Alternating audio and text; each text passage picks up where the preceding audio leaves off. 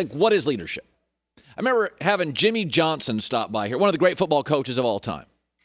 And I asked him one time, I'm like, what is leadership? And he's like, I don't know. Troy Aikman had it. I can't really define it. And I don't know what it is either. I think leadership is the courage to do unpopular things, but don't do unpopular things just to be aggravating. Leadership is elevating others. Leadership is I can count on you in crisis. The NBA's got all sorts of talent. I don't think they have a ton of great leaders, but I think Kevin Durant is one of those. I think LeBron's the best basketball player in the world and has been for 15 years. When healthy, Kevin Durant, in my opinion, is number 2. Kawhi's a close third, great defender. But I think even though the burner Twitter account and, he can be a little bit fragile physically. When I think of Kevin Durant, I think of always takes the big shot. Never ducks it. Will yell at teammates, yelled at Draymond Green. Not afraid to go after people. I don't think he's quite the leader of LeBron James, but I don't think most of this league is quite the blank of LeBron James. But I think leadership starts with honesty and doing uncomfortable things. And I'm reading these stories about the Houston Rockets. The owner says, I will make it uncomfortable for Westbrook and Harden. And you think to yourself, boy, Houston is in a rough spot here. Kevin Durant can clean it up very quickly. And this is a moment for Kevin Durant to be a leader. Kevin Durant goes to the owner and Steve Nash of the Brooklyn Nets and says, get me Harden, trade everything else. You don't need Jared Allen. You can win in this league without bigs. Kyrie Irving, Harden, and KD. Be honest, that doesn't even sound like it works. That's just going to be too many guys with the ball. Kevin Durant and James Harden can get you to the NBA championship with a bunch of B players. Listen, the NFL's different. Most of your star quarterbacks, Patrick Mahomes doesn't have any baggage. He's coachable. He works hard. He's good. He's a great kid. He loves football. He's passionate. He works his ass off. But in the NBA, just the basketball culture in general, everybody's got something. Kyrie is brittle in his ego, and Westbrook doesn't play well with others. But the truth of the matter is, in the big picture of the NBA, take LeBron out of it, Kevin Durant and James Harden, they love to play. They play hard. They're into basketball. Harden's kind of ball-centric style can be difficult, but he's gotten lots of playoff wins in his career, and Kevin Durant's remarkable, although, again, his injuries concern me a little. Leadership, we know that LeBron James has gone to front offices and said, get me that guy and get rid of those guys. When he came to Los Angeles, he didn't like any of his players. I'm still not sure he likes Kuzma. He said, get me AD. That is leadership. You may not like that view of leadership, but that's what CEOs do in America. Get me that vice president. Get me that sales director. Get me that HR person. That is leadership. Let's go get it.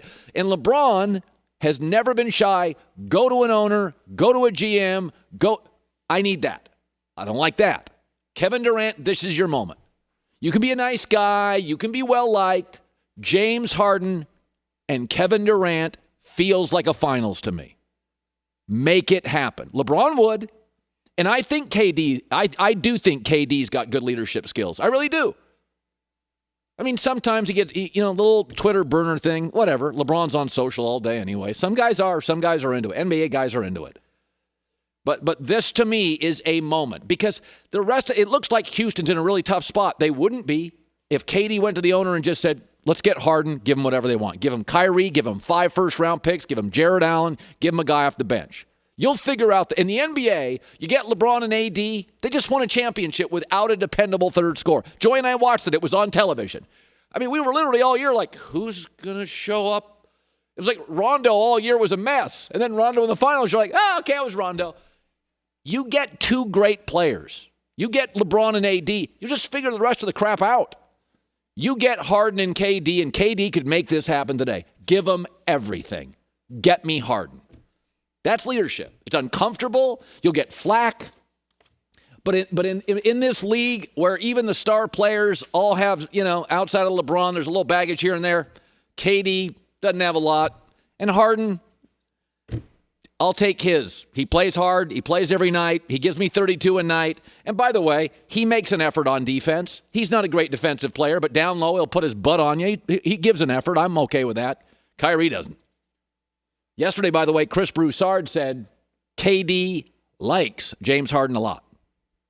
People around the league are saying Durant wants Harden and Kyrie does not. Who is James Harden close with in the organization in Brooklyn? Mike D'Antoni. Every offense he's created has had one guy handling the ball and creating the offense for everybody else. Who you think he's giving the ball to in Brooklyn if they get James Harden? It's Harden. And I don't see Kyrie wanting to be the third best player on a team. Make it happen, KD. You can do it. You're a leader. You are. I believe it. Go for it. All right, NBA draft is tonight. I think this is rather remarkable. I'll watch it. I'm a sportscaster. I have to. The NBA draft tonight does not have a clear-cut guaranteed star. Not one. Basketball is a global game. The world plays basketball. And for the record, like soccer, it can be kind of inexpensive. Hockey, tennis, golf equipment, football, baseball, you got to find a diamond, bat, ball. Those can be really cost prohibitive. But soccer and basketball, get a ball, couple of dudes, you can work on your game. It's a global game. And we don't have one player in the draft that everybody acknowledges is great. Last year, alone, in the first round alone, the NFL got 3 stars just at quarterback. Just at quarterback, ready to play as 21, 22-year-old men. LaMelo Ball may go number 1 tonight. Apparently, his people are giving teams binders, breaking down his social media influence. Anthony Edwards, guard from Georgia, may go. He has, they say here, an inconsistent work ethic, can't shoot. He tells the story that he really prefers football, but once he could dunk, he chose basketball.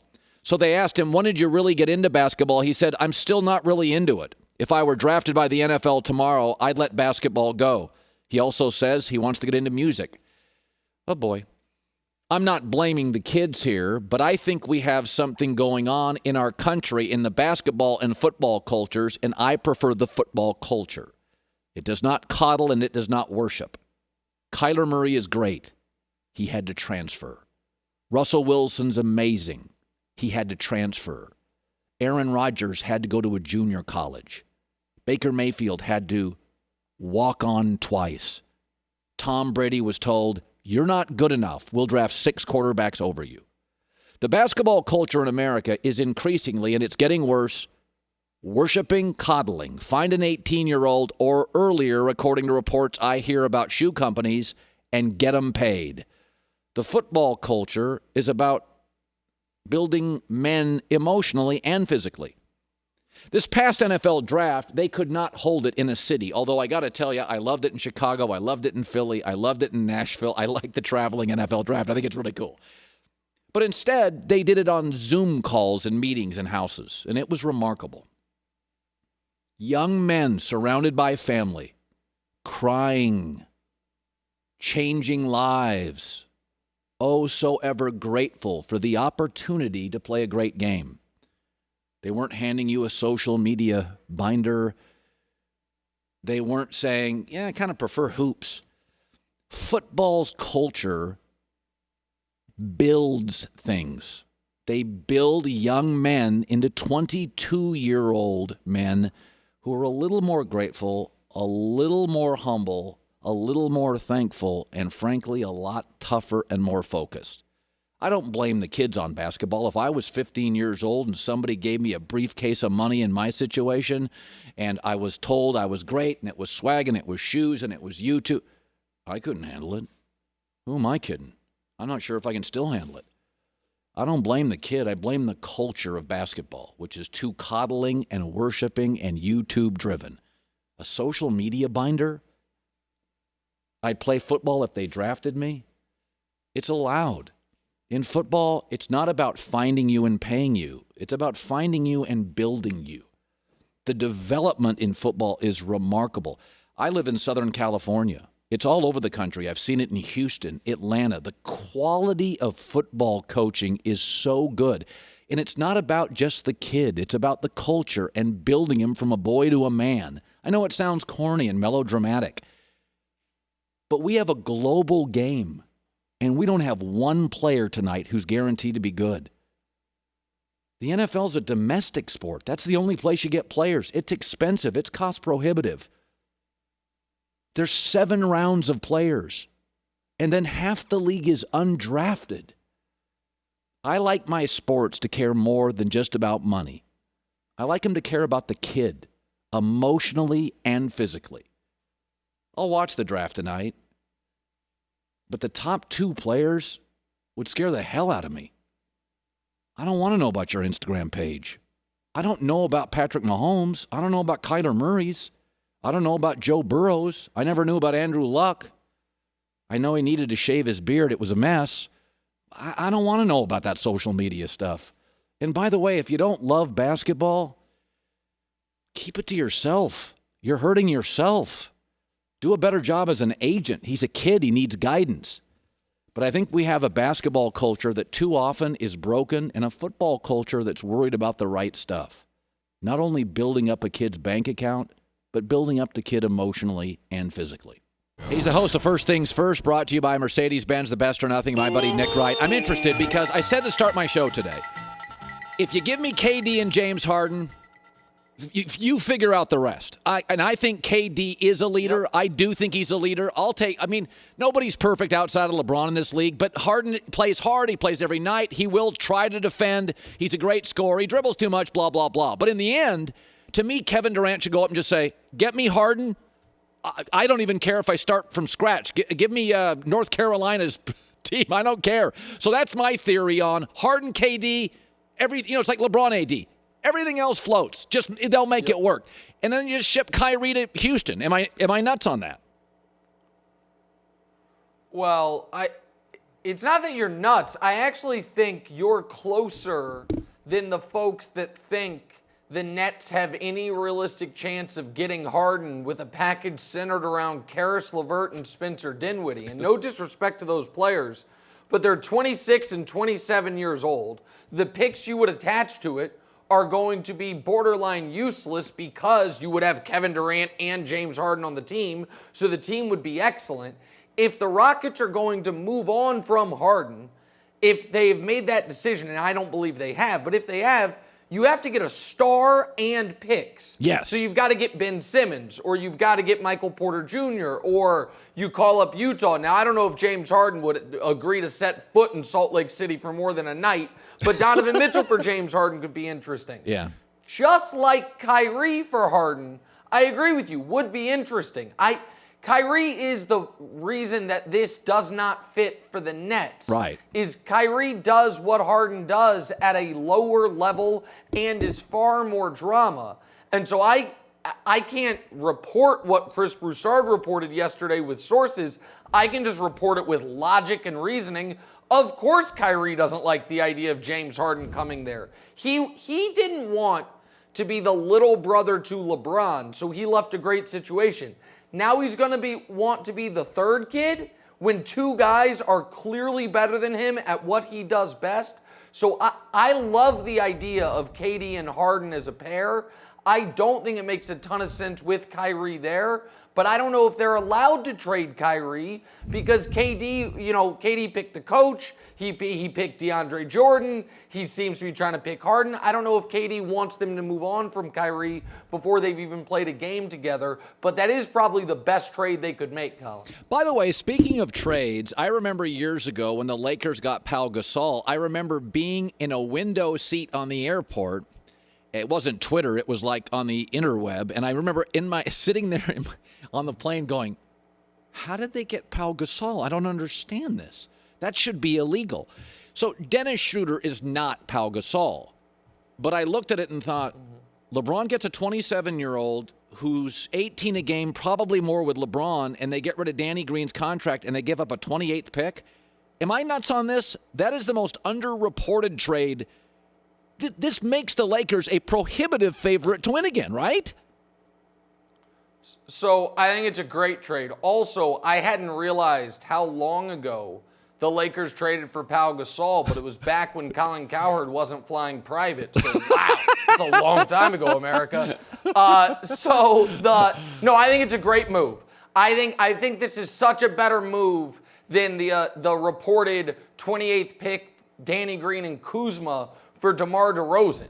I think Schroeder is a better fit for the Lakers than DeRozan. And what you also have to, what goes along with this is, I reported this weekend, not only that the Lakers expect to lose Rondo, but they kind of know who they're going to lose him to. Rondo, I can't say assuredly, but the Lakers believe Rondo is going to sign with the Hawks for a lot of money. So if Rondo's out the door, you need another guy who can initiate offense. You also need a guy who can score off the bench, and maybe Schroeder will start. We'll see what happens with Avery Bradley. KCP is going to be brought back on a big number, but I expect him to be back with the Lakers. I think they expect that as well. I love the fit. And as you were describing earlier, if you have LeBron and Anthony Davis, you're really just filling out the margins here. Yes. So the other decisions the Lakers have to make, for instance, do you want to bring back Dwight, or do you want to pursue, for example, Serge Ibaka or Tristan Thompson in that role? Like, how do you want to use your mid-level exception?